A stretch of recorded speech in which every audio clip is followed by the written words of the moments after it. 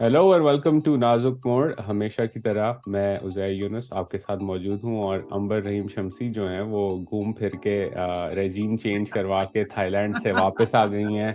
कोई इन्होंने ज़बरदस्त किस्म की मछली भी खाई है, लेकिन नाम याद नहीं है और वो कैसे बनी थी ये भी याद नहीं। सिर्फ ये याद है कि उसका फ्लेवर जो था वो बेस्ट एवर फिश के जो है जुमरे में अब आ बेस्ट जाती है वो। Fish ever, best fish ever Uzair. और मैंने दुनिया में बहुत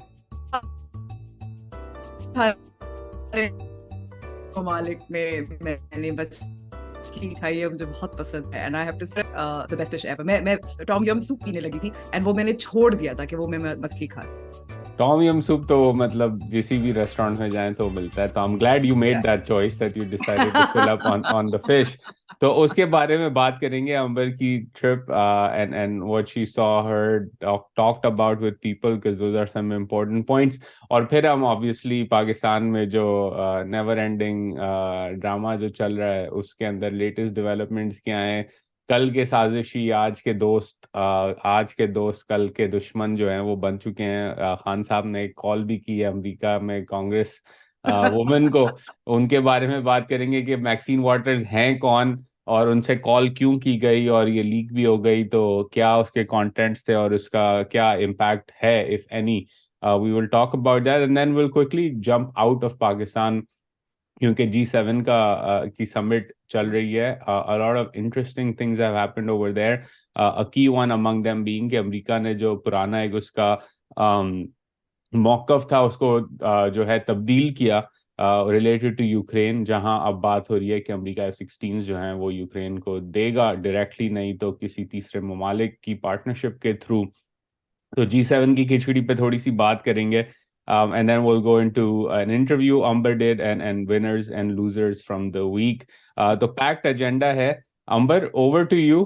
थाईलैंड से आप घूम फिर के आई हैं, what was the trip about besides eating wonderful food and what are the key learnings from your point of view?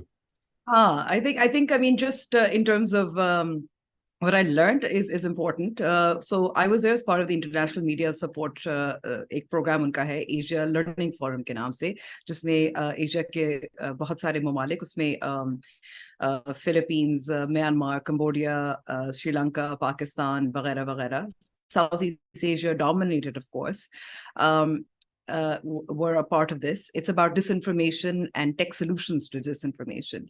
And I think one of the big takeaways from this is कि इसके बावजूद कि Asia में सबसे ज्यादा आपको social media सार्फिन मिलते हैं, यानी कि 55% हैं अगर पूरी दुनिया की हम आबादी को देखें, उसके तनासुब से देखें, इसके बावजूद सोशल मीडिया और टेक प्लेटफॉर्म्स हमारे कंसर्न्स, तहफ़्फ़ुज़ात, हमारी ज़बानों को अहमियत नहीं देते. And I think I think one big example of this is obviously what happened in Montana, जहाँ TikTok was banned. आपके मुल्क में उज़ैर सिर्फ हमारे यहाँ बैन नहीं होती सोशल मीडिया वेबसाइट्स, मोन्टाना में भी यू पीटी आ गया है। नो हमारे यहाँ भी होती, आपके यहाँ भी होती. Yes, exactly. But I think a concern, obviously, about, for instance, how we can lobby. So that was an important takeaway. And there are also lots of successful examples of, many smaller civil society groups, media groups as well, who are successfully combating misinformation, disinformation. But I think the funnest thing that we did was this experiment. So who has the worst democracy? और हमने Myanmar को उस competition से तो अलग कर दिया था, क्योंकि obviously there is a military regime right now over there. लेकिन just comparing, for instance, अगर हम फिलीपींस में देखें, श्रीलंका में देखें, where they had their moment of triumph as well last year, जहाँ presidential palace पे उन्होंने शहरियों ने invade किया था. And then what has happened as a result of that, you can also see, for instance, Philippines में, where we see मौरूसी सियासत जिंदाबाद इस वक्त नजर आ रही है वहाँ, जो disillusionment है. But at the same time, I think, and we'll talk about that later, Thailand में, जहाँ again young people are driving this impetus for change, but they're obviously up against a system that's stacked against them. And I think that's sort of the interview that I did. Some interesting lessons about the role of the military in Thailand, for instance, or free and fair elections, what it means, how young people are expressing themselves, obviously through social media. So again, really, really fascinating trip. तो ये बताएं competition जीता कौन? वो तो आपने बताया I नहीं have कि to say वर्स्ट कि डेमोक्रेसी का कंपटीशन जो है, ट्रॉफी किसको दी एंड में आप लोगों ने? असल में हमारे पास क्यों न्यूट्रल हमारे पास भी कोई न्यूट्रल आर्बिटर नहीं था ना। सब समझ रहे थे कि हमारी जमहूरियत ज्यादा खराब है, आप क्या बात कर रहे हैं। मगर मैंने कहा था देखिए हमारे यहाँ तो ये भी तवक्को नहीं होती कि इंतखाबात जो है वो भी फ्री एंड फेयर हो। कम से कम हम ये तो कह सकते हैं कि थाईलैंड में फ्री एंड फेयर इलेक्शन हुआ था where young people express themselves. हम ये कह सकते हैं कि there was obviously a change in I mean, that was my argument, but nobody really bought it. So here we are, where there's a stalemate. Of interesting. तो course, मतलब Myanmar won hands down. Myanmar तो disqualify हो गया ना, उनकी category अलग है, वो इजिप्ट उनकी वगैरह की कैटेगरी कैटेगरी में चले जाते हैं। शायद थोड़ी देर बाद आप पाकिस्तान में भी हमें अपडेट करनी पड़े उस लिस्ट जो अगर आपने लिख के रखी हुई है उसको यस। कॉलम में, उस पे भी बात करते आखिर हैं। आखिर हम ये कह रहे हैं ना कि मार्शल लॉ 2.0 चल रहा है पाकिस्तान में। I think hybrid martial law जो है वो अब जो है वो चल रहा है। हाइब्रिड डेमोक्रेसी के बाद जो एक लेवल दर्जात जो है ना, वो एक दर्जा नीचे इस वक्त जा चुका है, उस पर भी बात करते हैं। लेकिन अंबर, थाईलैंड में obviously you were there and I know you have a conversation on some of that stuff as well, but the election, did you feel, because in the coverage that I read after the election, right, there was this view that it was a surprise win. People did not yes, expect it to go that way that far. So what was that feeling like in terms of, you spoke with people, how significant was this win, so to speak? it is actually incredibly significant because you see there was a coup in 2014, और उसके बाद भी जो इस वक्त Thailand में मौजूदा सरकार है वो भी एक मिलिट्री coup के जरिए आए थे। And he created a party as well, and got only about 15% of the votes. I think the interesting thing also is that young people, because obviously jo Jamaat जीती है, young person is leading it relatively in his early 40s, Harvard educated, reformist, wants to change the constitution, in terms of how the military's role in their constitution, as well as royal family को जिस तरीके से venerate किया जाता है वो भी तब्दील करना चाहते हैं। लेकिन interestingly, so Thailand, maybe there's only about 15% of the young vote, but they were incredibly persuasive and powerful through social media, convincing young people. So I think the sense is, the mood is of change. However, there is a note of caution as well, and that sort of reflects in the interview. I don't want to give too much away, but I think that the other thing that I found really interesting as well is because मैं Chiang Mai में थी, मैं Bangkok में नहीं थी, and I feel like जो हम तवक्को करते हैं कि इंतखाबात के बाद आपको आसार नजर आते हैं पॉलिटिकल एक्टिविटी के, पॉलिटिक्स के, आपको ग्राफिटी नजर आती है, झंडे नजर आते हैं, बिलबोर्ड्स नजर आते हैं, वो कहीं भी नहीं थे।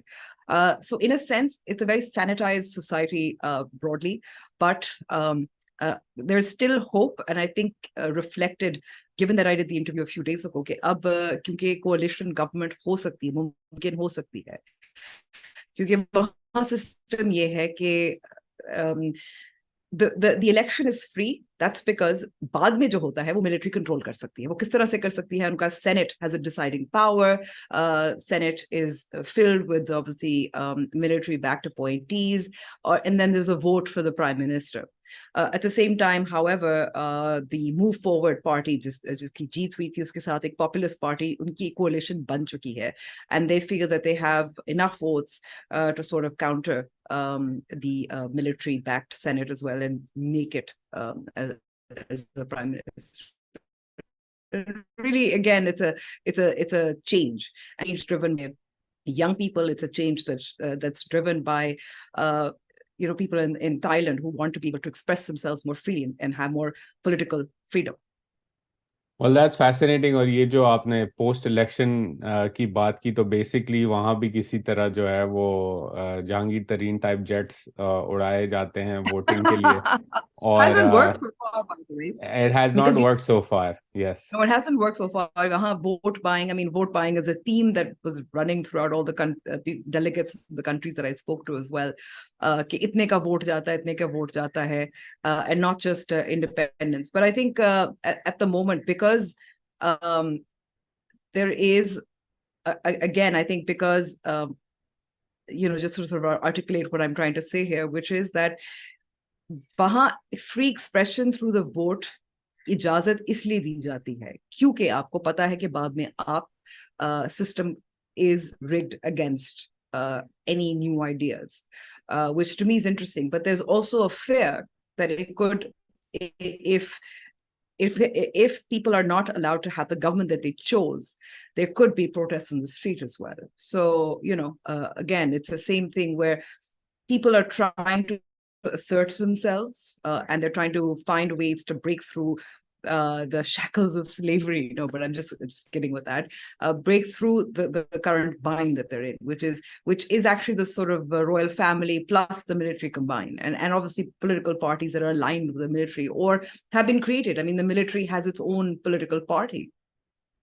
इंटरेस्टिंग. तो मतलब जो है very similar dynamics to Pakistan except one, if I from based on what you just explained, वो ये कि उन्होंने सिस्टम को थोड़ा ज्यादा जो है वो स्ट्रक्चरली एक तरह से रिग किया हुआ है. And formally, let's also, it's formally and structurally rigged, right? And there's no it's not behind closed door, it's not secret, it's not पसे पर्दा नहीं है. बिल्कुल. और जो है वो सीक्रेटली साजिश संजरानी इलेक्ट होते हैं पाकिस्तान में, लेकिन वहाँ उनको जरूरत नहीं होती थाईलैंड में उस तरह के लोगों की, इन अ वे, because they've rigged that structure of the way the votes are counted and who has power over there. Okay, Uzair, I think one of the sort of big themes that I also came away with is power and how it's expressed and what people want, obviously, which is really significant. To me, जब मैं देखती हूँ जिस तरीके से 9th May को military courts में जो try करने का शहबाज शरीफ ने भी इस पे बयान दिया है, they're going ahead with it. How many military courts there will be? First of all, obviously, इससे यही जाहिर होता है जो अपने आप को जमहूरियत पसंद कहते हैं,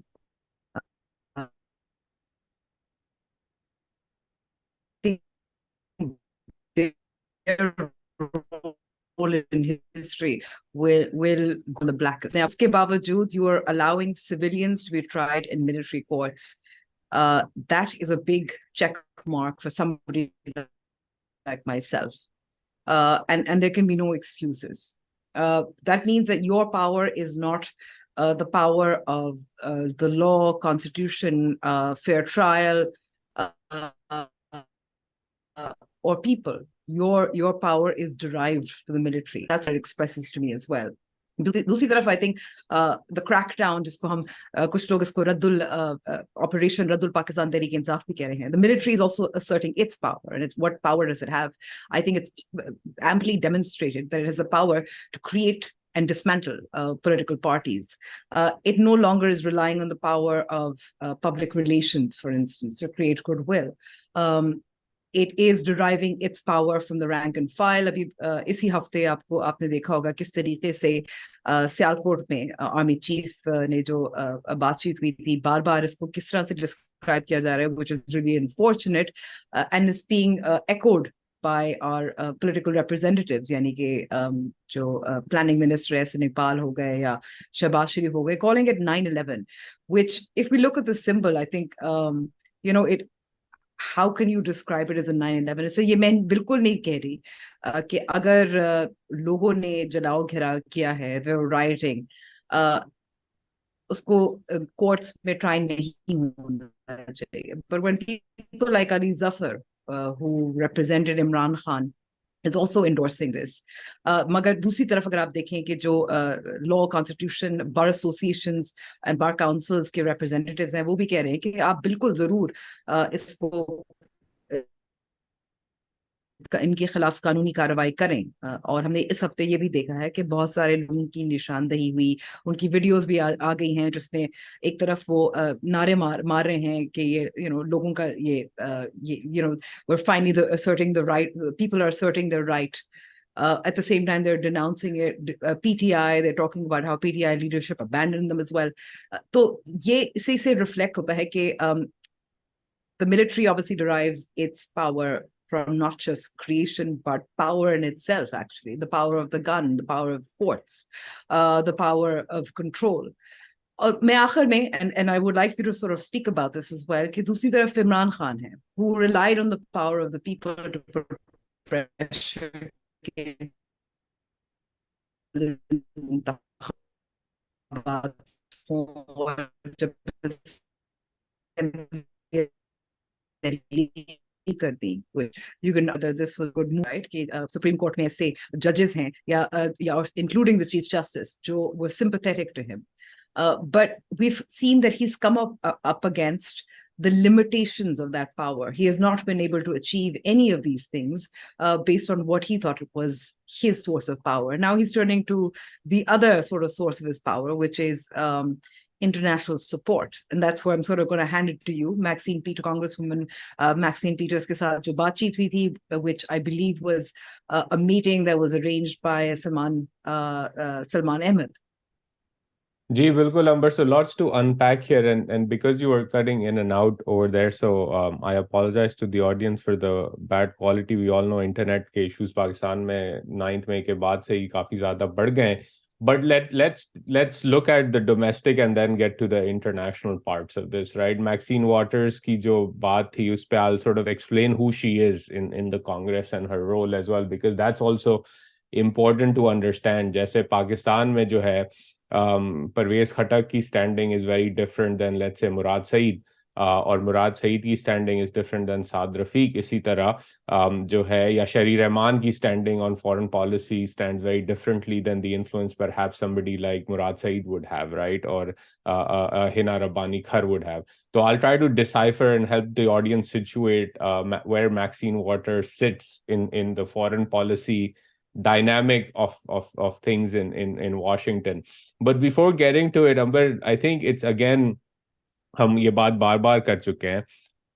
पाकिस्तान में इस वक्त authoritarianism is growing. We've seen this continue to grow for a number of years now. और अब जो आपको एक clip जो है, I forget who it was, but it was a lawyer outside the Lahore High Court that went viral as well. It sums it up. Sums up इस तरह से कि काफ़ी सालों तक, बल्कि पाकिस्तान की पैदाइश से लेके आज तक आपको इंस्टेंसेस मिलेंगी अनकॉन्स्टिट्यूशनल एक्शंस की, चाहे वो ईस्ट पाकिस्तान हो, चाहे वो बलूचिस्तान हो, चाहे वो खैबर पख्तूनख्वा या पुराना एरिया जिसे फाटा कहा जाता है वो हो, चाहे वो गिलगित बल्तिस्तान हो जहां फॉर एग्जांपल आज तक इंटरनेट एक्सेस के ऊपर कदगन है, वहां पे private sector can not provide internet for example, या आपको उकाड़ा के फार्मर्स हों या सिंध के अंदर फ्यूडल लैंडलॉर्ड्स हों. तो वो जो है ऑडियो क्लिप वो ये कहते हैं उस ऑडियो क्लिप के अंदर कि जी देखें बलूचिस्तान में ये चीज़ें होती हैं या खैबर पख्तूनख्वा में होती हैं या कराची या सिंध के रूरल इलाकों में होती हैं, तो चलें वो तो हम समझते हैं कि पेरिफेरी है, एक तरह से वो कह रहे हैं, मैं पैराफ्रेज कर रहा हूँ उनकी बात को. लेकिन अब ये पंजाब में होने लग गई हैं चीज़ें, मिसिंग पर्सनस और अमीरों के लोगों को जो है वो उठाया जा रहा है, फॉर्मर मिनिस्टर्स के बच्चों को उठाया जा रहा है, Lahore high court chief justice के रिलेटिव्स को उठाया जा रहा है. तो देखिए पंजाब में तो ऐसा नहीं होना चाहिए.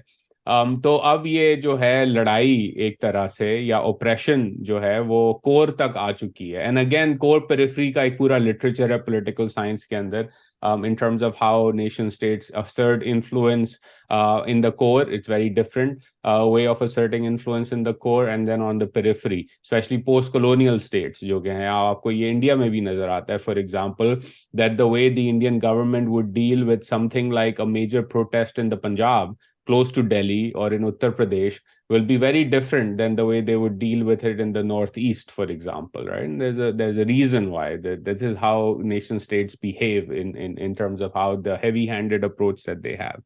Ab Pakistan ke andar, I think the problem that I have in this entire debate is that there is a new मोची इन टाउन, और नया मोची जो है वो पीडीएम हुकूमत है, वो बूट पॉलिशिंग में जो है वो महारत दिखा रहे हैं कि उनकी कैपेबिलिटी ज़्यादा जो है वो आगे की है. वो जब जूते चमकाते हैं तो आपको पूरा का पूरा एचडी में पहले नजर आता था चेहरा, अब आपको 4K और 8K में जो है वो चेहरा नजर आ रहा है. तो इस हमाम में जो है वो तमाम जो सियासी बड़ी जमातें हैं और बिलखुसूस उनके जो लीडर्स हैं वो नंगे हैं. And I think that's the biggest tragedy in all of this कि अगर हम बात या आपने थाईलैंड की बात की, अगर आप इंडोनेशिया का post Asian financial crisis transition देखें, shameless plug, I'm writing an article for Dawn on that, on security sector reform. And then you will see that there is a process, there is some thinking, there is a strategy that countries like Indonesia, Philippines, Turkey, Chile, इन सब के अंदर जो है military का एक influence रहा है तारीख हिस्टोरिकली। उन्होंने एक कंसर्टेड एफर्ट के थ्रू रिफॉर्म किया सिक्योरिटी सेक्टर को अपने, कुछ ने ज्यादा किया, कुछ ने कम किया। तो चिले और इंडोनेशिया में आपको ज्यादा नजर आता है, थाईलैंड और फिलीपीन में अभी भी आपको असरात नजर आते हैं एक तरह से मिलिट्री इन्फ्लुएंस के, ओवर्टली स्ट्रक्चरली। लेकिन ये सारा जो काम होता है इस पे आपको काफी सोच करनी पड़ती है, and it's not just on the civilian side, you need reformists in the judiciary to make it happen. You need, more importantly, reformists within the armed forces to make it happen, on the police forces or law enforcement agencies to make it happen. Pakistan में इस पे बहस ही नहीं हो रही कि भाई अगर इमरान खान साहब कल ट्वीट करते हैं कि ये ऑडियो लीक्स रिकॉर्डिंग कौन कर रहा है और किस कानून के तहत उसकी इंक्वायरी होनी चाहिए, तो फिर हमें याद आना चाहिए कि खान साहब तो एक जमाने में कहते थे कि सब करते हैं, और अगर आपने कुछ छुपाना नहीं है तो फिर इसमें कौन सी बड़ी बात है। वो तो आपकी प्रोटेक्शन के लिए, वजीर आजम की प्रोटेक्शन के लिए आईएसआई मॉनिटर करती है हर चीज को। तो I think this is the problem that we to this day, इतनी सारी चीजें हो गई पाकिस्तान में, पंजाब तक में आर्मी एक्ट लग गया, ऑफिशियल सीक्रेट्स एक्ट लग गया, नहीं लगना चाहिए। I think very condemnable, very dangerous president that's happening, that's being said right now. लेकिन कोई बात नहीं कर रहा कि जी इसको रिफॉर्म कैसे करना है, इससे आगे कैसे निकलना है। और क्या वो चीजें हैं पाकिस्तान के कानून के अंदर या स्ट्रक्चरल फ्लॉज हैं पार्लियामान की ऑपरेशंस और प्रोसेसेस के अंदर, या पोलराइजेशन जो पॉलिटिकल पार्टीज में हो चुकी है वो किस तरह स्पेस क्रिएट कर रही है इन वायलेशंस की। एंड अगेन इसका सबसे बड़ा एग्जांपल जो I think when we look back at history and point it out is that the supreme court of Pakistan had said 14th May 2023 was the date of elections in Punjab, and the Supreme Court's orders were not followed through. It's been over a week since that deadline has passed, and the Supreme Court has been unable to do anything about it. Like, what could be the biggest Yeah. sort of point of concern in a country, right? कि Supreme Court का order है वो violate हो गया, किसी को फिक्र ही नहीं है उसकी कि क्या हुआ उसका। But I mean, Uzair, that's a sort of what I was, the rant that maybe came across as broken as well, is where people and how they seek to derive their power as well, right? अब आप देखें कि supreme court ने कहा था कि 14 मई से आगे हम नहीं जाएंगे, और उन्होंने खुद ही they have backtracked. So instead of standing firm where, you know, contempt लगा ही देते, क्या किसने रोका था? And that's a question. So that's where you see where power is derived from as well. The Supreme Court does not have the power the military has, or even actually, I would say, political parties do. Their power is the law, their power is the constitution, and they weren't able to use the power that they had. I fully agree. And again, I think this was a framework of analysis I had when the same page democracy was running firm. That was more of the individual level, but the idea, the argument I would make is that there's a triumvirate, basically, of the DG ISI, the Chief of Army Staff, and the Prime Minister, basically Khan Saab, Bajwa Saab, Faiz Saab, जो अंडरपिन कर रहे थे उस system को। तो जब फैज को हटा दिया गया तो triumvirate was gone, the dynamic shifted, and Khan was ousted basically as a result of that. That was my framework. I think the same framework needs to be applied institutionally right now, in the sense that you have a government or parliament minus the PTI, plus the army or military establishment, forming two legs of this triumvirate against the Supreme Court, which is the third institutional player here, which cannot do anything when the other two are allied against it. And then you have Khan Saab, who made I think the tragic and fundamental and sort of really ridiculous mistake of ceding institutional power in this system by resigning from Absolutely. the assemblies. I mean, I would say that I would 100% agree. I would say that actually Khan Saab enabled this moment that we're at. It doesn't mean कि इस वक्त जो dismantling हो रही है पाकिस्तान तहरीक इंसाफ की, और जो arrests हो रहे हैं या military courts है, ये दुरुस्त कदम है. What it means is that playbook is now being used against Khan. And और इस वक्त फिलहाल जो पीडीएम की गवर्नमेंट है, बिकॉज जाहिर है एक पॉलिटिकल स्पेस में वो जाहिर है because they don't have the power that they should have, they're actually sort of enabling the dismantling of PTI because it suits them politically, which is another tragedy. So we're sort of stuck in that cycle, right? We're not sort of emerging from it. And I think that old playbook जो इस वक्त है कि एक सियासी जमात को अगर support मिली थी और उसको you see people who are probably the weaker links right now, कोई बड़े players तो ऐसे नहीं है जो were very loyal to Khan Saab. I think Faisal Wada was an early sort of person who left, like, and obviously his election was also debatable. But you see people like obviously Malik Amin Aslam, who obviously is not electable as such. South Punjab के हो गए, दीगर कुछ MPAs MNAs हैं जो सिंध के हैं या खैबर पख्तूनख्वा के हैं, they're obviously denouncing it. So that's creating a sort of, their importance is not in who they are, but obviously in the and again this follows the same old playbook as well, which is कि वो एक media hype create होती है कि इस वक्त people are abandoning Khan, and they're obviously within PTI ऐसा नहीं है कि how Khan has handled all of this, because I think one of the big questions right now is, did any of Khan's tactics against the military really work? To some extent, yes. Simply because I think that it's created some degree of awareness. But until he also acknowledges and seeks, or at least is more honest about his own role in that enabling environment जो 2018 से पहले थी, तब तक मेरे ख्याल में कि again we're stuck in that same cycle, right? I fully agree. In fact, ये बात मैंने I was on Al Jazeera and Shafqat Mahmood Saab was on it, and he did not probably like it at all.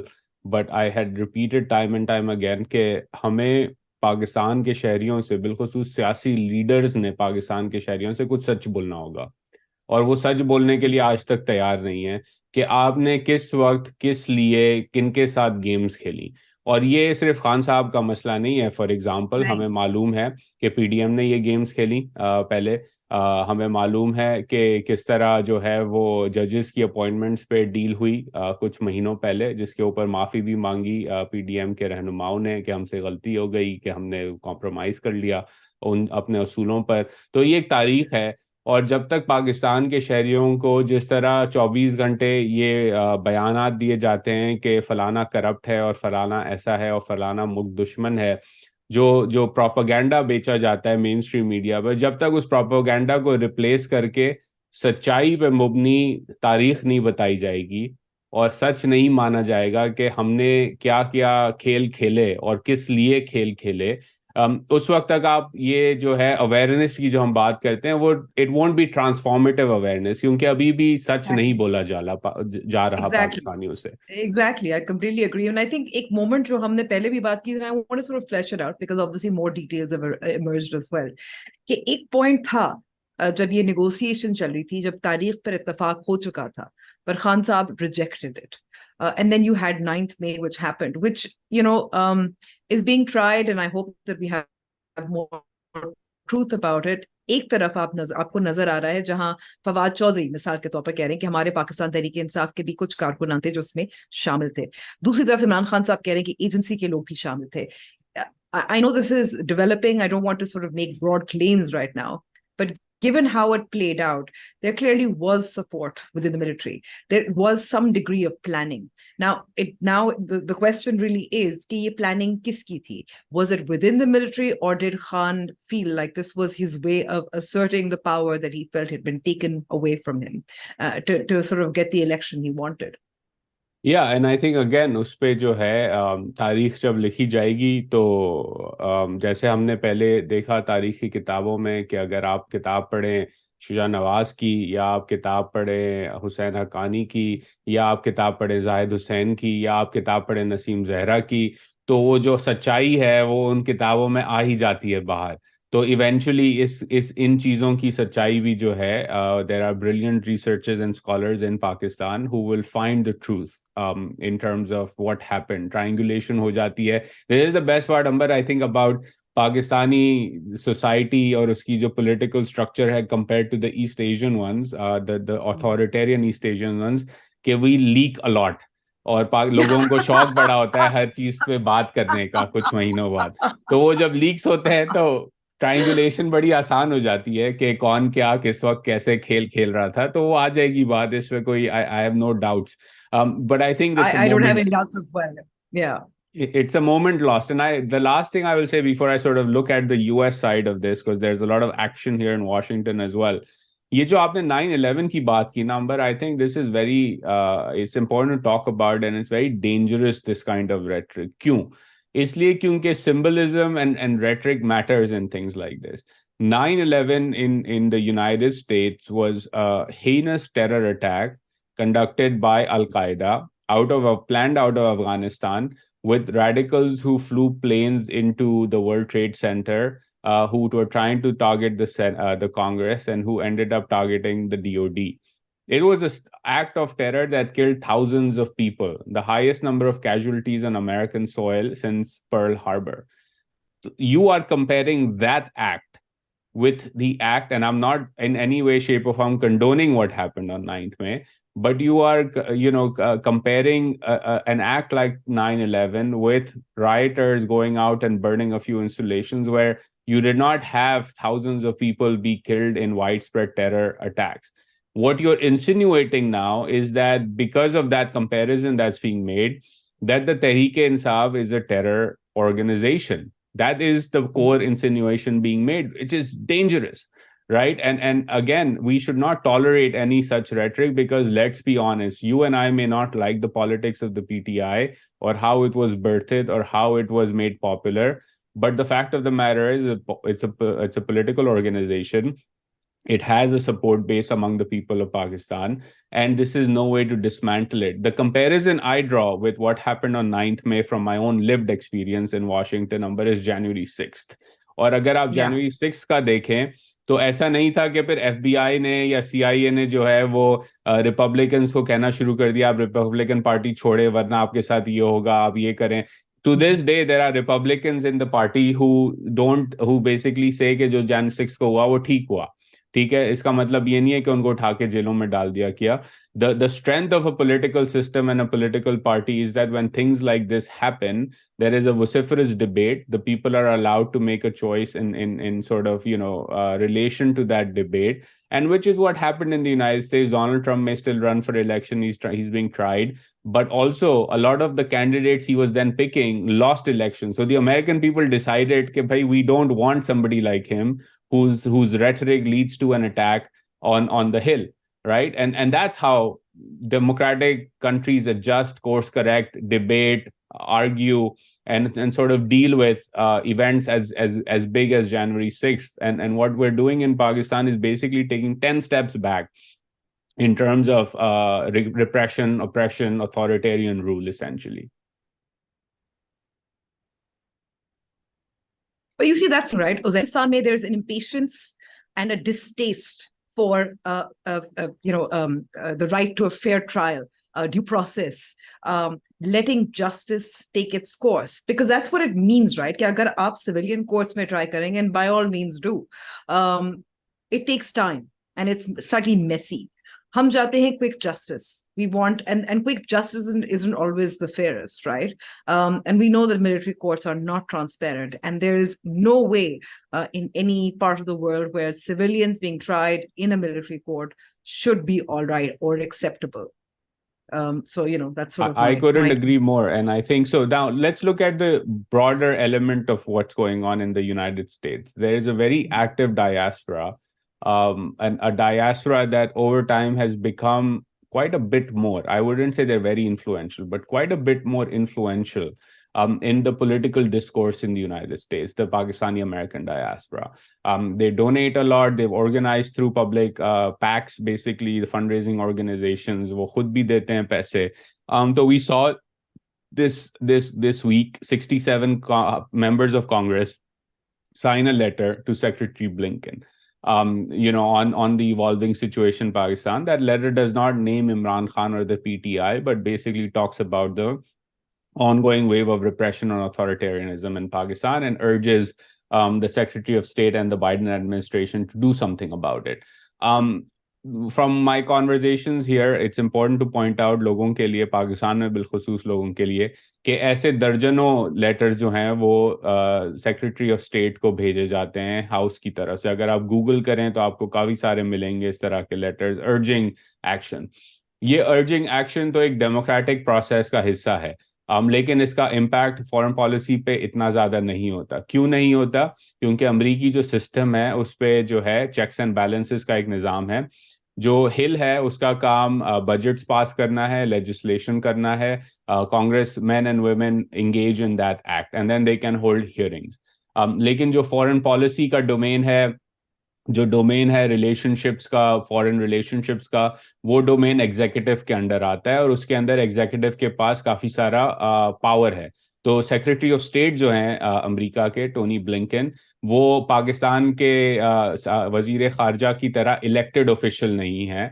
उन वो political appointee हैं जिनकी appointment हिल approve करती है कांग्रेस, लेकिन वो nominate and they work at the behest of the president of the United states.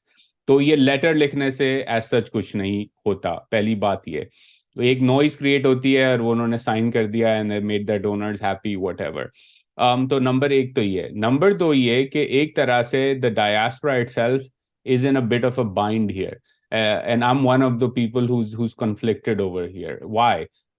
I am a Pakistani American. The United States is my homeland. Pakistan is my motherland. लेकिन जो पिछले साल पाकिस्तान के वजीर आजम ने एक झूठ पे मबनी बयानिया जो बनाया साइफर का, और कहा कि डॉन लू जो हैं उन्होंने ये सारा काम किया, वो उससे मुकर गए, वो तो बात की बात है. लेकिन that those lies essentially had an impact, not just an impact on the bilateral relationship between Pakistan and the United States. It had a personal impact on serving officials of the U.S. government, serving officials who work on my taxpayer money over here, right? Who I think of as public servants who do their job to try to further American interests abroad. Those people were threatened, right? And they felt a lot of pain and anguish because of a lie that was being supported out of Islamabad. The diaspora did not speak up vociferously at that point in time. And now that same diaspora is going to these same people arguing कि जी आप जो है खान साहब की मदद के लिए बयानात दें, स्टेटमेंट्स दें वगैरह. And I think that is a question a lot of people over here, जो साउथ एशिया कम्युनिटी है वाशिंगटन में, वो सवाल प्राइवेटली करती है कि यार एक शख्स है जिसने हमारे सर्विंग ऑफिशियल को झूठ के बयानी के ऊपर थ्रेटन किया एसेंशियली, और उसका इम्पैक्ट हुआ. ये पब्लिक रिपोर्टिंग नहीं है बट इम्पैक्ट हुआ इन terms of letters that were written to Don Lu, types of conversations he had to deal with, etc. His role, his personal role in terms of being able to do his job. And that impacted my homeland's foreign policy and my homeland's institutional ability to do business. Now you're saying to those same people कि जी काफी सारे बुरे हालात हो गए पाकिस्तान में, आप please मदद करें. तो आपको इस्लामाबाद में बैठ के थोड़ा सोचना चाहिए था as the Tehreek Insaf and as the prime minister of Pakistan कि कल को क्या मैं इन्हीं लोगों से मदद मांगूंगा कि नहीं, और अगर मदद मांगूंगा तो एट अ पर्सनल लेवल आपको आई रोल्स तो मिलेंगे कि यार ये मतलब एक साल भी नहीं हुआ और देखो इनकी हालत, राइट? तो ये एक इम्पॉर्टेंट पॉइंट है. पाकिस्तानियों को शायद अच्छी ना लगे ये बात, बेखुसूस इंसाफियंस को अच्छी ना लगे, but this is where we are. And before you So intervene, there, let me understand your dilemma here. Your dilemma is like those Pakistanis who also who live in the UK, for instance. उनको समझ नहीं आती कि कौन सी cricket team को ज्यादा support करना चाहिए. दिल कुछ और कहता है, लेकिन आपकी पासपोर्ट कुछ और कहता है.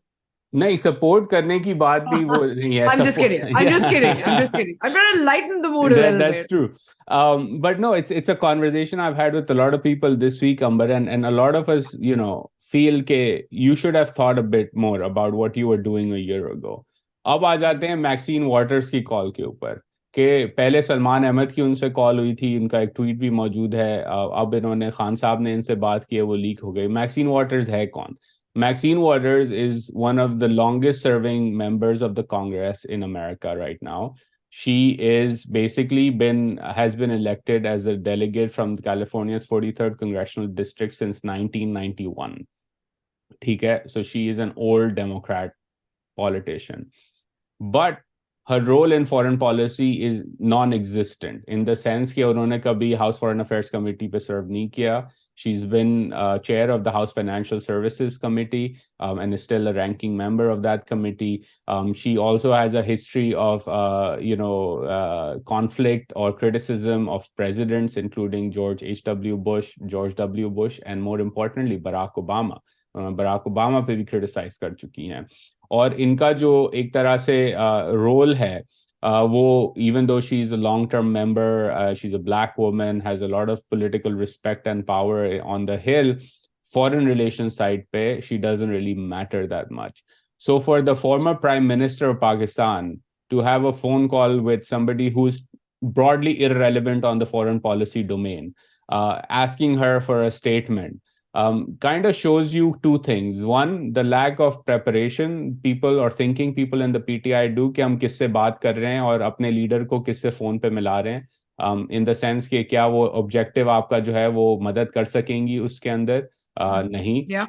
और दूसरी चीज ये कि आप जो हैं, going back to my earlier rant, कि कुछ महीनों पहले आप जो है लोगों की तस्वीरें लगाते थे कि देखें ये फलाने डिप्लोमेट से मिला, ये साजिश का हिस्सा थे, और अब आप खुद जो है वो फोन करके कह रहे हैं कि यार अमेरिका मुझे जो है आप खत लिखें, स्टेटमेंट शाया करें, क्योंकि मुझे अपनी फौज से बड़ा खौफ है, और वो खौफ जो है वो वैलिड है. मैं ये नहीं कह रहा कि खौफ इनवैलिड है, ऑथोरिटेरियनिज्म भी हो रहा है, लेकिन आप वही उसी अमेरिका के लोगों से, सियासतदानों से, इन्फ्लुएंशियल लोगों से आप मदद मांग रहे हैं, जिनको आप कहते थे कि उन्होंने आपसे रेजीम चेंज करवाया. नहीं बिल्कुल उजैर देखिए इस वक्त से पहले तो ब्रैड शर्मन जो है वो ना सिर्फ उन्होंने अपना स्टेटमेंट भी दिया है. I think you also see constantly Zalmay Khalilzad also tweeting about events in Pakistan. But I do think it's interesting where Brad Sherman, for instance, was interviewed by a Pakistani anchor in Pakistan as well, not recognizing the significance or the structure as you spoke about it. But I think it also speaks to Imran Khan's desperation as well.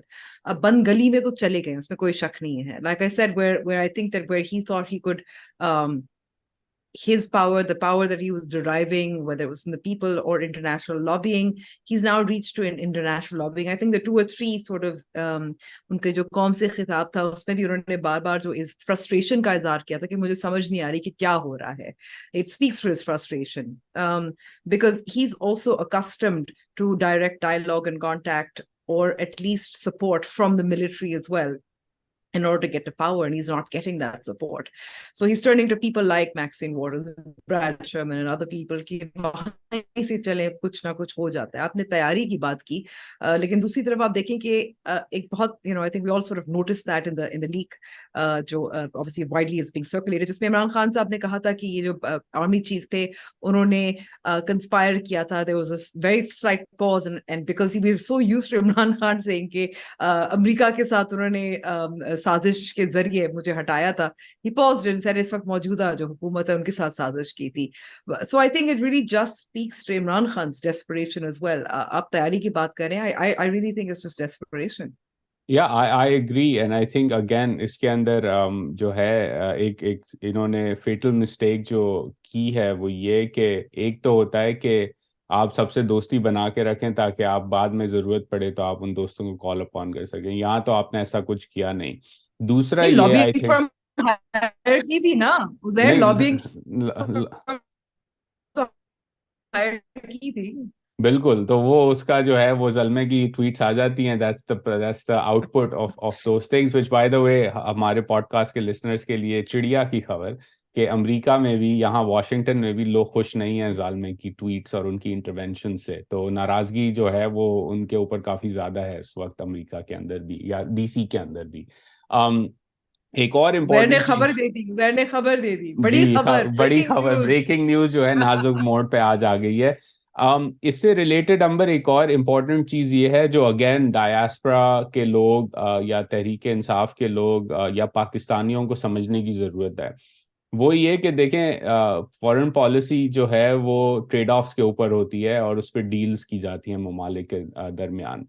अब अगर आप pressure डालते हैं America, Biden administration के ऊपर कि आप कुछ करें पाकिस्तान के रिलेटेड इश्यूज के ऊपर, तो उनका रिस्पॉन्स क्या होगा? अगर अब मैं as a American policy maker सोचूं, मैं जाऊंगा पाकिस्तानी फौज के पास और मैं कहूंगा कि यार जनरल मुनीर साहब देखें, जो है हमारे यहाँ डोमेस्टिकली बड़ा प्रेशर है कि हम कुछ करें आपके आप जो सारे काम कर रहे हैं, लेकिन हम करना नहीं चाहते, लेकिन डोमेस्टिक प्रेशर तो जरूर है। तो अब आप भी नहीं चाहते कि हम कुछ ऐसे एक्शंस लें जहां सैंक्शंस की बात हो या हियरिंग्स हो हिल के ऊपर, फलाना फलाना फलाना। तो वो आप कहेंगे कि अच्छा देखें, इस पे अब हमारी कुछ मांगे हैं आपसे, तो आप उन मांगों को अगर पूरा करते हैं तो फिर हम अपनी तरफ से कोशिश करते हैं कि इस चीज़ को जो है पहिया जाम स्लो किया जाए, जो प्रेशर आ रहा है उसको हम हैंडल करें, उसकी हम स्ट्रैटेजी बनाएं। तो एक तरह से अगर ये रैचेट अप होता भी है, टेंशन नहीं, या जो एडवोकेसी एफर्ट है कि अमेरिका किसी तरह जो है वो प्रेशर करे पाकिस्तान में रावलपिंडी को, कि आप ऐसे काम ना करें या कुछ करें, तो अल्टीमेटली उसका एक ट्रेड ऑफ होगा। और ट्रेड ऑफ जो है वो खान साहब की बेनिफिट में नहीं जाएगा। वो ट्रेड ऑफ ऐसा ही होगा जैसा पहले अमेरिका करता आया है या तमाम ममालिक करते हैं, ये ट्रेड ऑफ कि हमें कुछ चाहिए, आपके पास कुछ है देने को, और उसके एवज जो है हम कुछ चीज़ें आपको जो है we let them slide, which is what happened in Egypt, for example, when the coup happened, which East Asia, you're coming from Thailand, there's a history of that happening, there's a history of Latin America going through that same cycle.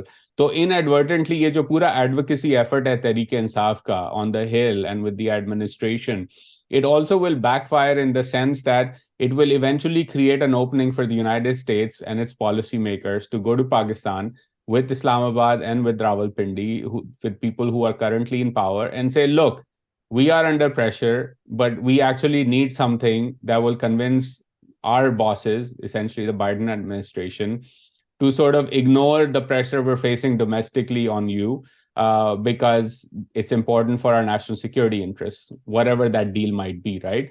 तो खान साहब ने Right. मुझे लगता है ये भी नहीं सोचा कि ये एक तरह से जो ये कर रहे हैं कैंपेन, इसका उनको नुकसान ही होगा एंड में जाके, क्योंकि वो लेवरेज के तौर पे इस्तेमाल की जाएगी वो advocacy to do a state level sort of trade off, for lack of a better term. So absolutely not say absolutely yes. बिल्कुल, बिल्कुल। तो ये सीन है इस वक्त यहाँ डायस्पोरा में, and I felt like it's Interesting. I mean, important for people to I don't understand want to add this. more to it, but it's not like सिर्फ अमेरिका में दबाव डल रहा है, जाहिर है, चाहे कनाडा में हो जहां बहुत सारे पाकिस्तानी डायस्पोरा है, मिसिसागा में खास तौर पर एहतजाज भी हमने देखे, वो भी लिख रहे हैं। There's also more direct correlation where you saw what's happening in Pakistan echoed in बरतानिया की पार्लियामेंट में भी हमने देखा, और वजीर आजम ऋषि सुनक ने कह दिया था कि ये पाकिस्तान का इंटरनल मैटर है। There's obviously pressure from their constituencies जहां जाहिर है पाकिस्तानी डायस्पोरा है। So we sort of end it there, and see how things go. I think this week what we have to obviously see is कि ये जो audio leaks पे commission बनी है उसका क्या बनता है, how the Supreme Court Chief Justice Umar Atta Bandial will react, as well as unfortunate progress on military courts and who is tried, and maybe more information on who actually planned it. Should we move on? Should we sort of move beyond Pakistan now? Yes, Uzair? let's very quickly look at the G7. Yeah. G7 summit चल रही है, the seven largest economies of the world. Ukraine के leader Zelensky भी वहाँ मौजूद थे to advocate and lobby for his country's cause against Russia.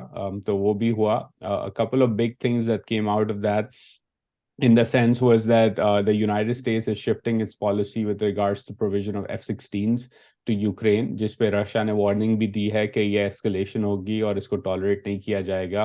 लेकिन लगता ऐसा है कि अब उस तरफ जो है अमेरिका जा रहा है, खुद अगर ना दे F-16s तो किसी थर्ड कंट्री के थ्रू F-16s दिए जाएंगे। आप अगर पाकिस्तानी हैं और पाकिस्तान की मिलिट्री हिस्ट्री को फॉलो करते हैं तो F-16 बेसिकली क्राउन जूअल है अमरीकी मिलिट्री असिस्टेंस का, जो उन ममालिक को दी जाती है जो काफ़ी करीब के इम्पोर्टेंट दोस्त होते हैं। पाकिस्तान को भी इसी तरह कुछ मिले थे, कुछ नहीं मिले, कुछ टाइम बाद बैक इन द डे मिले थे। अभी रिसेंटली एक मेंटेनेंस का पैकेज भी अप्रूव हुआ था पाकिस्तान का, तो it's a big deal on the Ukraine side. At the same time, there's obviously a lot of diplomacy between the US, Australia, Japan and India. तो उसके ऊपर भी काफ़ी statements I. The Indian Prime Minister is slated to come to Washington in the next few weeks for a state visit. तो एक तरह से हम देख रहे हैं कि G7 जो है वो आगे बढ़ रहा है in two key areas, the war in Ukraine and Russian invasion of Ukraine, and then also how to find ways to compete with China.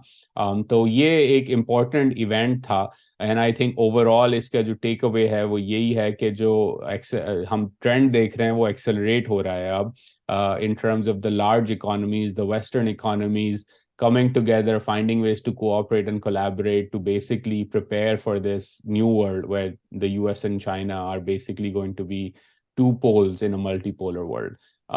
So that was very interesting, and I felt that people should pay attention to that as well, क्योंकि इस वक्त जहाँ पाकिस्तान वगैरह काफ़ी insular है, international diplomacy के domain के अंदर काफ़ी सारी अहम डेवलपमेंट्स हो रही हैं, including the Chinese who Xi Jinping met with the Central Asian leaders, और वहाँ भी उन्होंने प्रोजेक्ट्स की बात की, लोन्स की बात की। तो पाकिस्तान जो है वो इस कॉन्वर्जेशन में मिसिंग है, क्योंकि पाकिस्तानी जो है वो अपनी लड़ाई में इतने मसरूफ़ हैं कि वो दुनिया पे आजकल जो है वो they're not trying to able to figure out के how do we fit in into this conversation. Yes, exactly, because so much is in flux at the moment, and I think forward. But I think thanks for that. I think those are sort of interesting points to look at. I'm just going to sort of since we're now out of Pakistan, हमने थोड़ा बहुत Thailand का discuss किया था. I think it's also important just because जब हम कहते हैं why can't we be a normal country, there are obviously other countries in Asia which are not normal either. Thailand is one of them. And again, we talked about democracy, how people want to express themselves, but let's sort of take a listen to James Gomez, जिनका मैंने interview किया था, अंग्रेजी में है. It's a very short interview as an insight into the structure and what people in Thailand are thinking, and perhaps some of their fears as well, actually. और उन्होंने हमें एक तंबी भी दी थी पाकिस्तान के लिए. Could you explain for a layman or an audience that doesn't understand, Thailand's political structure? So we just had you just had elections on Sunday. The opposition leader won. What's happening? Well, the key to understanding Thai politics is really the role of the military, either as a kingmaker or a blocker to multi-party democracy. So what we have witnessed in this election is an attempt by the military, which came in through a coup in 2014, its 12th one to be exact. And during that, nearly 10 years, and this is 2023, they metamorphosized from the military-sponsored political party, and then they went on to win the 2019 elections in a very, very controlled environment. Now that is the state of play as far as the military is concerned. And one other nugget to add on to it, they created an upper house where half of the 500 members of the Senate are composed of military appointed senators.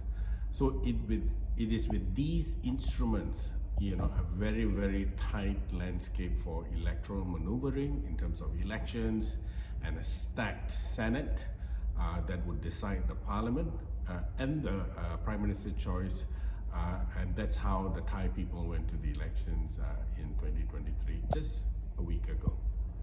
But at the same time, I think what would be surprising for many of us who are in Pakistan is that a challenger to military rule won the election. So it was a free and fair election, number one. And does that mean that the military is loosening its control somewhat, even though it has the Senate?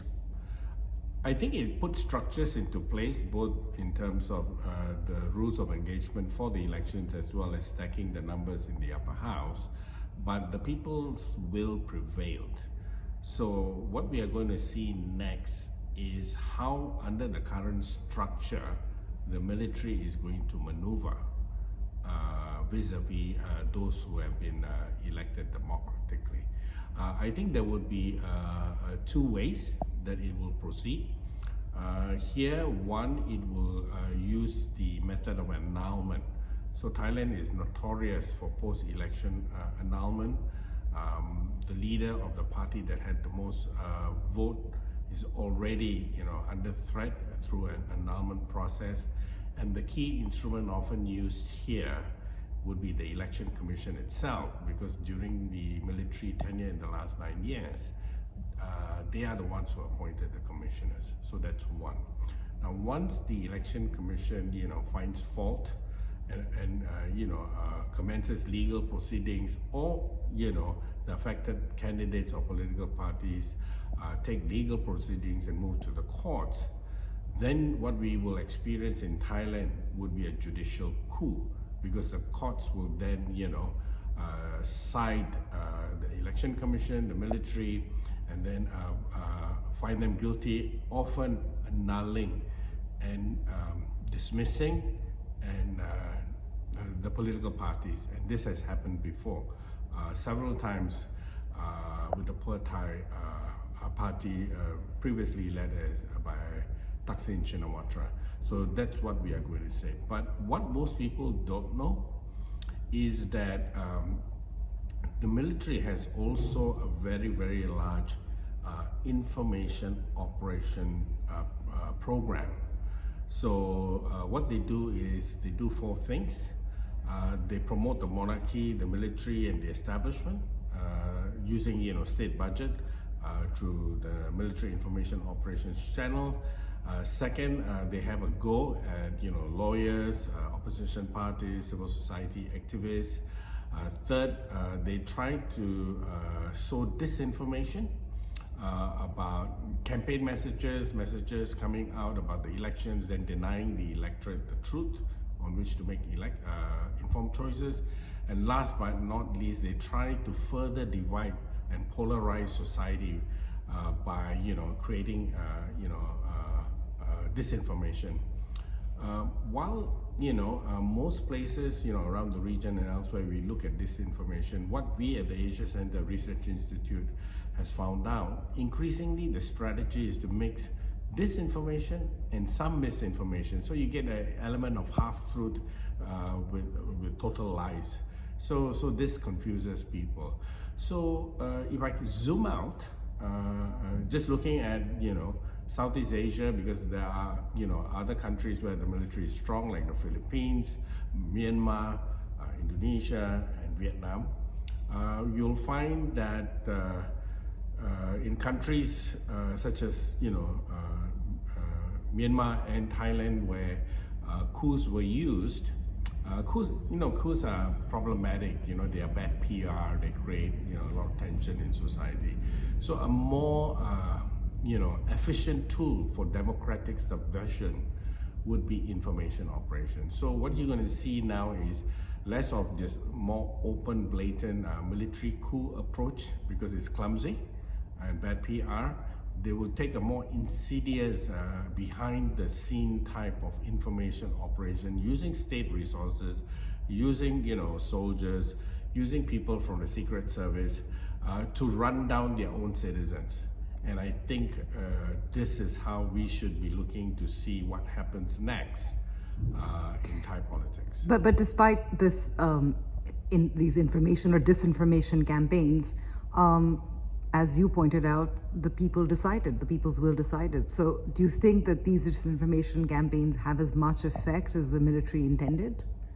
I think it's just part of the tools that the military use, and I guess perhaps the way I would see it is there was a certain amount of literacy, especially among the young voters, so that I think they went past the military operations.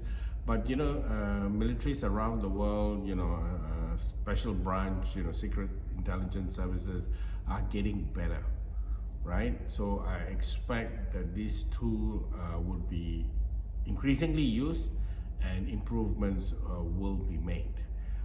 We have anecdotal comments in Thailand. We say that we can only shape the young people after they leave the school system and get into university. So what it means is the level of indoctrination is very, very high. So that's why you see the young people, the young protesters, they experience liberation only after they enter the university. So until then, they're kept under the thumb. So I think around the region, I think we need to look out for these kinds of features.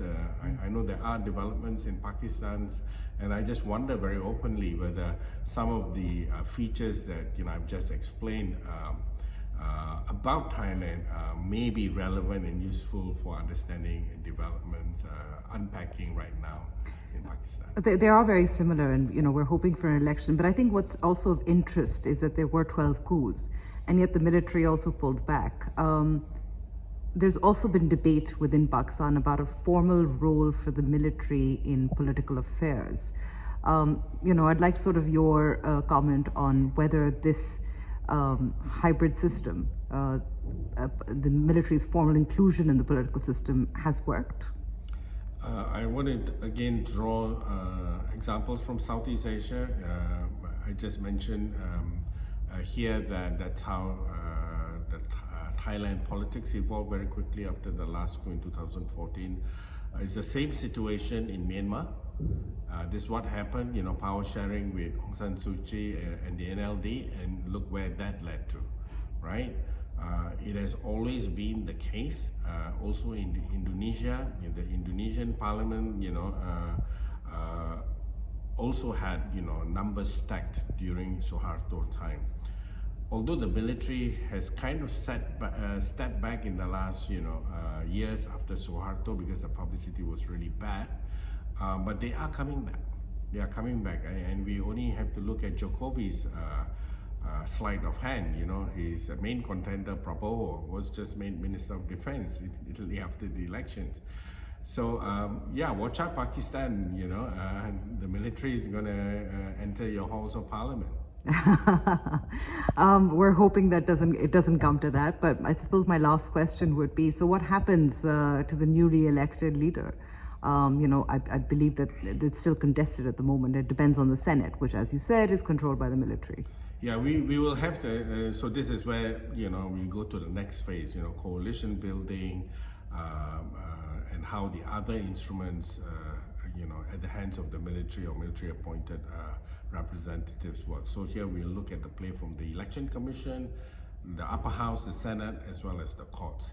So these three, unholy trinity of democracy, will be next at play, and they will plot the immediate next future for Thailand's democracy. So it's not a clean victory? No, it never is. Yeah. Thank you. Okay, Uzair, again, we've sort of talked about this in detail, so I'm not going to go into it, but I do think ये जो तंबी थी, which was कि watch out, watch your step, हो सकता है, given that Thailand is a history of about 12 to 14 coups, I believe, कि ऐसा ना हो कि पाकिस्तान में भी हो जाए. I do think कि जो हमारी prediction थी कि एक January 6 moment होगा, वो आपने जैसे कहा, and I fully agree with you, वो May 9th पे transform हो गया, but I think that we have to be very careful कि हम अभी भी पाकिस्तान में there is do we have hope that this will be a moment where things change or it doesn't, and whether we will have an election or not. And I think those are things that we should be sort of looking out for. Shall we move on to winners and losers? Before we do that, one quick thing जो मुझे याद आई, ज़ैगम खान ने कुछ दिनों पहले कही थी. I think हमारे listeners के लिए मुझे वो बड़ी अच्छी बात लगी, and it's important for us to internalize that point and understand what Zaigam Khan Sahab was trying to say. He's awesome. Number one, अगर आप उनके columns और उनका तज्जिया नहीं पढ़ते तो please do read it. You will be enriched exponentially more than what you get here from us. He's just awesome. So Zaigam Khan Sahab ने एक बड़ी interesting बात की, which is related to the interview you did and the advice you got as well, Amber, कि state और उसके structure को बदलने के लिए सबसे जरूरी काम यह है कि आप पहले उस structure को और उसकी the underpinnings of power of that structure को समझें. And I think पाकिस्तान की current moment जहाँ हम हैं, हम इस पे काफी बात कर चुके हैं, no need to repeat it. It's very important for young Pakistanis to look and understand from history in terms of how this state operates और उसका जो base of power है वो कहाँ से और किस तरह रिफ्लेक्ट किया जाता है. क्योंकि अगर आप नहीं समझेंगे और उस स्टेट को then you will take it head on to try and change the status quo, you will basically be defeated. और ज़ैगम खान साहब की भी यही, and I fully agree with him, advice थी कि अगर आप एक सिस्टम को चेंज करने पे निकले हैं बगैर समझे तो आपको नुकसान ही होगा, फायदा नहीं होगा। विच इज सिमिलर टू कि आप अगर दीवार के कमजोर पॉइंट्स को ना समझे और समझें कि मैं जो हूँ वो हल्क की तरह उस दीवार को तोड़ के चले जाऊंगा, तो वो नहीं होगा। आपने देखना है उसके वीक पॉइंट्स क्या हैं, वो किस तरह स्ट्रेंथ डिराइव करता है। And I think it's important to make people aware of this point that they need to figure out and do a bit deeper thinking on the state and its institutional power. I think, and for that, I think you would need somebody who understands. I don't see Imran Khan as being that person. I don't think none of them fully understand that. But let's move to winners and losers, since you are coming off of a Well, just nice. because I feel like if Imran Khan represents change, still, or hope, I feel like I would be disappointed. I don't expect that from other political parties, nor have they presented themselves as reformists or changing the status quo, right? Which is why I mentioned Imran Khan. Correct. That's a valid point. So winners and losers, you're coming off Thailand. Besides the fish, Yes, who's the winner? I think obviously Thailand ki jo move forward party hai, and their young leader, they're obviously winners for me. Just because I think they demonstrate, and I suppose again, just because they are permitted a sort of free election is something that is it is fantastic to see. I think the loser for me, and we've obviously talked about it, I don't want to go into detail, but I think the loser for me would be the Federal Shariat Court, which I know has an advisory. It cannot sort of directly, strike down laws. Zahir hai wo parliament ki sawabdeed hoti hai, but this is the transgender bill that was passed in 2018, जिसके खिलाफ जमात इस्लामी ने भी बहुत मुहिम चलाई, Mariani B ने भी बहुत चलाई, मुहिम भी चलाई, and the Federal Shariat Court, based their input has actually, so for a law court, their objections to certain clauses in the bill are based on assumptions. As an example, unka assumption kya hai ki agar transgender goes into female spaces, तो वहाँ rape कर सकते हैं. Somebody could go in, a man could go disguised into women, where women are, जहाँ अगर पर्दे में हैं, and the transgender goes into those spaces, तो वो rape कर सकते हैं, but has provided no evidence of that. And bear in mind that this transgender bill was passed by all parties, and I think it was a great step forward in terms of transgender rights in Pakistan. So that's my big loser of the week. But I underscore that loser, and again, talking about structures of power, right? This is another structure of power that is regressive in the Islamic Republic of Pakistan. And this is just one more bit of evidence in a dark history of this regressive power being asserted when progressive, more expansionary, rights-oriented legislation or steps are taken in Pakistan. So it's a shame that they've done that. And again, we need to think about why these structures exist and what the way to dismantle this is if we truly want reform and expansion of human rights and expansion of democratic norms in Pakistan. So I underscore that point. I only have a loser. Just a reminder, the Federal Shariat Court is also another sort of holdover from General Zia, Council of Islamic Ideology, वो भी एक और है. और हमने ये जो old playbook की इस्तेमाल में बात करी थी, another holdover is जहाँ कराची में प्रो आर्मी जलसे जुलूस जो निकाले जा रहे थे, वो सिपाही साहबा के कुछ, अब उसको जाहिर है बैंड है, so I can't say the band सिपाही साहबा के कुछ कारकुनान थे लीड की. So these are all sort of old ways to sort of again push back against rights to assert authority. बिल्कुल. और वो ओल्ड प्लेबुक के जो है, हम तस्वीरें भी अब देख रहे हैं कि पुराने बैनर्स जो हैं उसी तरह के नए बैनर्स लगना शुरू हो गए हैं. पहले होता था जाने की बातें ना करो, तो अब हो गया है कि हमारी रेड लाइन और पाकिस्तान का हमारा लीडर और ये वो. So again, it's unfortunate. My loser I don't have any winners number this week. My loser for the week is Imran Khan. And Imran Khan is a loser for this week, not because of the back foot he's in or that I'm happy about the brunt of the crackdown against him and his party. I think he's a loser this week because he's now appealing for help, and we've talked about this, for help from a country and its representatives who he a year ago said was responsible for ousting him from power. And to come back 180 degrees to then engage with the leaders of that country and the representatives of that country through your own diaspora and your own connections, कि मुझे किसी तरह आप बचाएं या आप statement दें या आप pressure build करें, is unfortunate. And again, if people like Imran Khan and his advisors did a bit more thinking a year ago, perhaps there might have been more support forthcoming for him from Washington. But at this point in time, I do not see any outcome where the United States will fundamentally alter its foreign policy towards Pakistan with regards to Imran Khan. That's just not happening. Okay, all right. I think that with that, we've come to the end of a long episode, Zahide, which is why we had a lot to talk about. And I hope that I think we'll definitely will be able to do a midweek, which will be shorter because there's obviously lots of events that need a lot of unpacking. Thank you for listening. And again, as usual, thank you, Uzair, for taking time out. Thank you. Khuda Hafiz. Khuda Hafiz.